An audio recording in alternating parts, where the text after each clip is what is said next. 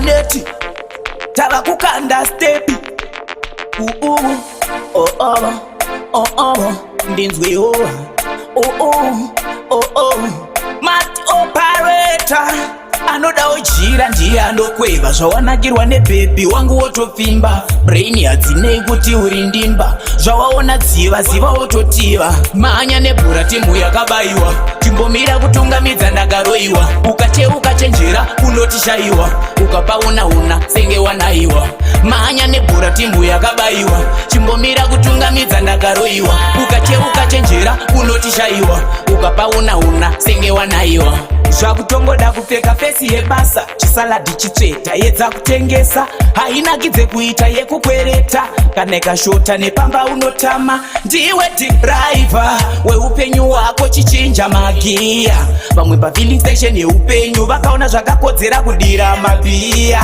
manya nebhura timu yakabayiwa timbomira kutungamidza ndakaroyiwa ukacheuka chenjera unotishayiwa ukapauna senge wanayiwa manya nebhura timu yakabayiwa timbomira kutungamidza ndakaroyiwa ukacheuka chenjera unotishayiwa ukapauna senge wanayiwa takakura tichingonzi vemaputi mari dzataiwana dzaingokwana maputi pamwe pacho taitombodzwa shiti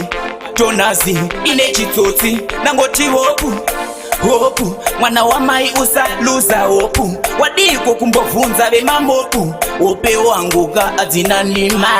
manya nebhura timu yakabayiwa timbomira kutungamidza ndakaroyiwa ukacheuka chenjera unotishayiwa ukapauna senge wanayiwa manya nebhura timu yakabayiwa timbomira kutungamidza ndakaroyiwa ukacheuka chenjera unotishayiwa ukapauna senge wanayiwa zvakutongoda kupfeka fesi yebasa chisaladi chitsveta yedza kutengesa hainakidze kuita yekukwereta kana ikashota nepamba unotama ndiwe dhiraivha weupenyu hwako chichinja magiya vamwe pafilling station yeupenyu vakaona zvakakodzera kudira mabhiya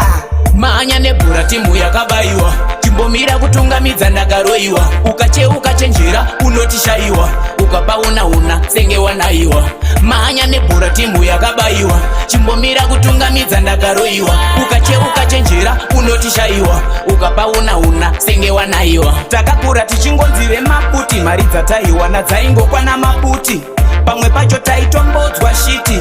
tonazi ine chitsotsi nangoti hopu mwana wamai usaluza hopu wadiko kumbovunza vemamopu hope wanguka adzina nima. Black Shadow Music.